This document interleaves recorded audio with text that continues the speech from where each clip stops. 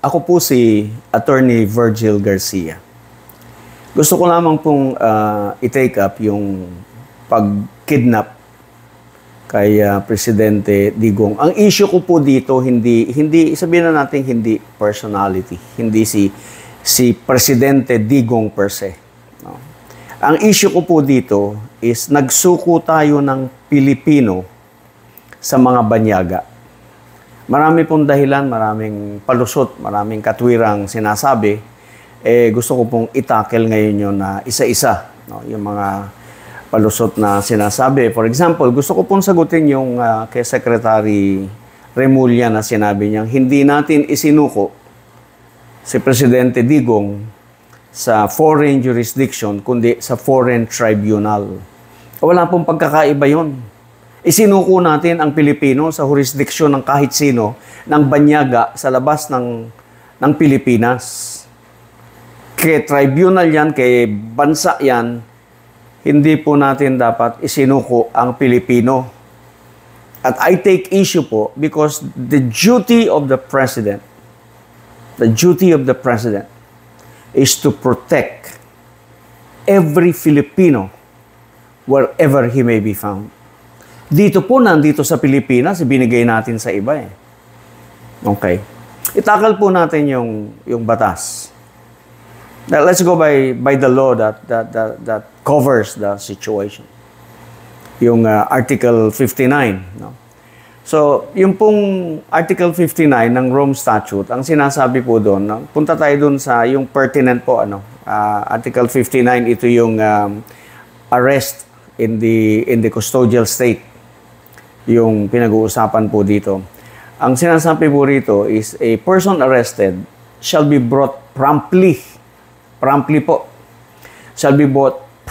before the competent judicial authority in the custodial state, which shall determine in accordance with the law of the state kung yung warrant nag-a-apply sa kanya. Number 2, kung yung siya ay inaresto in accordance with our laws. At number 3, na yung kanyang mga karapatan ay hindi na-violate. Okay? So, yun po yun. So, kayo po, napanood nyo yung pelikula, yung video. Napanood nyo yung kung ano nangyari. Mula nung siya inaresto hanggang sa siya inilipad. Number 1, meron po bang warrant of arrest na ipinakita? I'm arresting you pursuant to a warrant issued by a competent authority. Yeah. Sinabi ko lang pong competent authority kasi mali po yung kahit na ipinakita nila yung warrant of arrest ng ICC, hindi po yun valid dito sa atin. That's only a mere scrap of paper that is worthless, that is nothing unless it passed through our courts. Ang dapat kong ipinakita nila doon kay Presidente Digong, Sir, we are arresting you pursuant to the order of the Regional Trial Court of Pasay, blah, blah, blah, branch, ganon. Ito po yung warrant of arrest. See? Ganon po yung procedure. Kaya nga po sinasabi, the person arrested shall be brought promptly. In my earlier recording, sinabi ko na po yan eh. Sabi ko, dapat nung meron ng warrant of arrest, yung Interpol binigay sa ating mga pulis, yung ating mga pulis nagpunta na sa korte, Your Honor, meron pong ganitong foreign decree. It's a foreign decree. It does not have any effect in the Philippines. It's a foreign decree. So that foreign decree is brought before the court. Pag-uusapan nila yun. Magpipresenta yung abogado nila doon sa korte para i-recognize yung warrant na in-issue ng ICC. Magkakaroon po ng pagdinig doon. Sasabihin ng korte, teka muna, hindi na tayo miyembro dyan eh. Bakit natin i-recognize yan? So magkakaroon tayo ng paliwanagan. Assuming that the court will agree with you, the court will issue the warrant of arrest para magkaroon ng visa. Hindi yung warrant nila. Walang visa yun. See? So you are going to arrest President Digong pursuant to a valid warrant of arrest issued by a local court. Alright? So that did not happen. Mali po yan. That did not happen. Maliban sa hanggang sa lilipad na lang yung tao, wala naman silang maipakitang warrant of arrest ng ICC. Which is, like I said, just a mere scrap of paper. See? Ang sinasabi po nung Article 59, dapat dalhin agad yung taong arrested before a competent judicial authority. Korte po yan. At saka merong qualification, competent. Kailangan may jurisdiction yung judicial authority. Hindi po pwede yung barangay court. Hindi rin po pwede yung MTC. You have to go to a court of general jurisdiction like a regional trial court in the place where you're going to apply for. Because doon mo arestuhin yung tao. Yan. So, maliwanag na maliwanag po na sabihin, yan, i-determine. Yan ba kay Rodrigo Roa sige, si Rodrigo Roa Duterte na yan. Ngayon, kailangan ipakita natin sa ICC that President Duterte was arrested not in accordance with our processes. Mali po walang warrant of arrest. He was kidnapped, he was abducted. He was brought out of this country against his will. Abduction po yan. Wala po tayong karapatan na magsuko ng kahit sinong Pilipino, kahit kanino mang banyaga. Dapat po yan, ipinaglalaban yan. Ngayon, yung iba, gina-justify nila. Sabi nila, merong PD tayo Meron tayong Republic Act 9851. Ito yung for crimes against, yung genocide, yung mga ganon, no? Against humanity.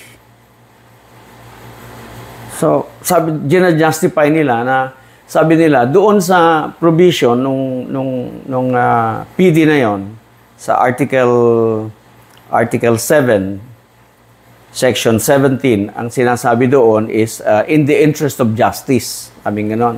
Pwedeng yung relevant Philippine authorities, no, may dispense with the investigation or the prosecution of a crime punishable under that act kung meron ng international tribunal o korte na dinidinig na yung violation, no?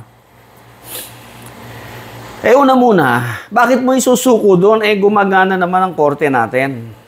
Bakit mo dadalhin sa kung saan? Bakit hindi mo dito litisin? Dahil dito naman na-commit yan at gumagana ang mga korte natin. Our judicial system, our prosecutorial system, they're all functional. They're all working very well.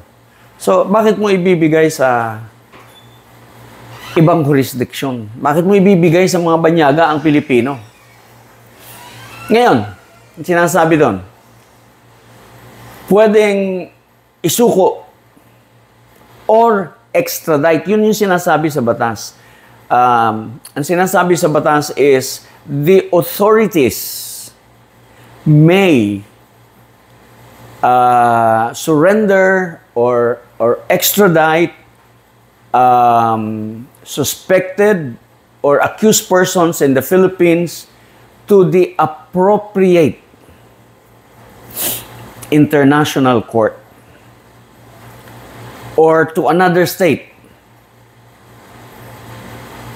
pursuant to applicable extradition laws or treaties. See? So even our laws do not recognize the surrender of any Filipino to a foreign jurisdiction. May proseso po. Hindi pagbaba ng isang eroplano, idadali mo sa Villamor Air Base, isasakay mo sa eroplano at ililipad mo. No, that is a violation. Kahit po sinong nagsasalita dyan na dinedepensa ang administrasyon, hindi po tama ang sinasabi ninyo. Malinaw po mga batas na nag-a-apply. We have our own legal process. In the first place, these crimes, assuming they happen, are triable locally. Pwede dito. Tapos, applicable extradition laws or treaties. Wala nga tayong treaty. Wala rin tayo extradition doon. Nabi niyo bibigay. One thing is clear. Let me tell you, with all due respect to all of you, no, Secretary Remulla, and whoever is going around trying to justify this very, very serious blunder of the President, I am telling you, Your Honor, Mr. President, Your Excellency, sir, you have just committed a culpable violation of our Constitution by surrendering a Filipino without due process of law to a foreign jurisdiction. Maliwanag po yan. That is a very, with all due respect to you, sir. Hindi po ganon. I mean, you know, a Filipino, hindi po nyo dapat isinuko kahit kanino yan. Ipinaglalaban po yan dito. Si Netanyahu po meron na, una pang na-issue ng warrant of arrest. So, yun lang po. Gusto ko lamang pong paliwanag. Pursuant to the laws, to the rules, the Rome Statute, hindi pwede yung ginawa ng ating gobyerno. They cannot. Hindi po papasa doon sa Article 59. We have grossly violated the rights of former president. A former president. Ganyan ba natin tratuhin, former president? We have violated, so grossly violated his rights. Tapos proud pa tayo. Proud that we did this. Wala pong personalan, kahit na walang personality, I just refer to him as a Filipino. Illegally surrendered to a foreign jurisdiction by the authority mismo, by his own government. Anong klase po ito yan? Hindi po yan eh. So as I was saying, under the rules, under the procedures of Article 59 of the Rome Statute, hindi pwede yung ginawa natin. We have our own laws. Republic Act 9851. Hindi rin po pwede. May proseso, may procedure po. Nakakalungkot po, nakakalungkot because this would have been a very good opportunity for the administration to show every Filipino the right thing to do. The very, very right thing to do. Sana po mai-correct natin. Hindi po tama yung that's a very sobrang injustice po ang ginawa natin kay former President Duterte. And the evidence we presented to the ICC, they are false. 30,000, where did you get the 30,000? Eh, 30,000, eh, di dapat pinag-usapan natin dito, 30,000 pala. Eh, bakit yung recorded, 6,000, and karamihan naman dun, nakulong na po, na-demanda na. Yung iba, ongoing yung prosecution. Where did you get your 30,000? Meron nga nagpapakita nung sabi niya, oy, bakit yan, namatayan? Hindi na si Presidente Digong ang presidente nung mamatayan. Tapos pinatayan kasi love triangle. Tapos yung picture pinapakita natin doon. Ito patay din doon sa war on drugs.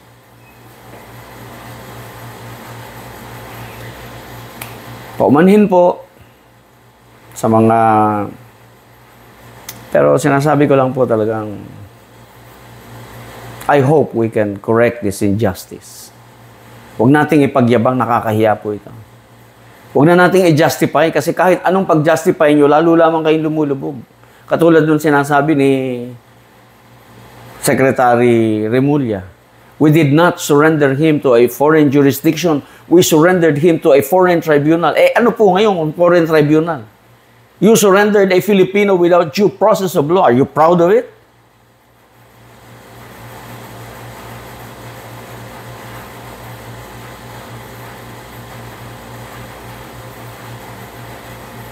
A Filipino A Filipino life is very important. Filipino freedom.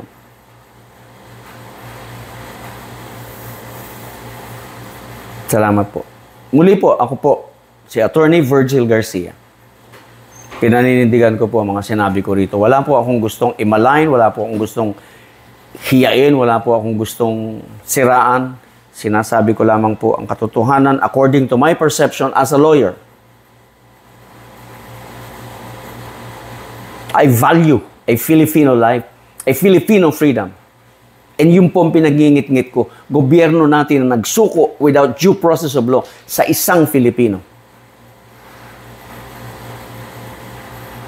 Sige po. Magandang araw po sa inyong lahat.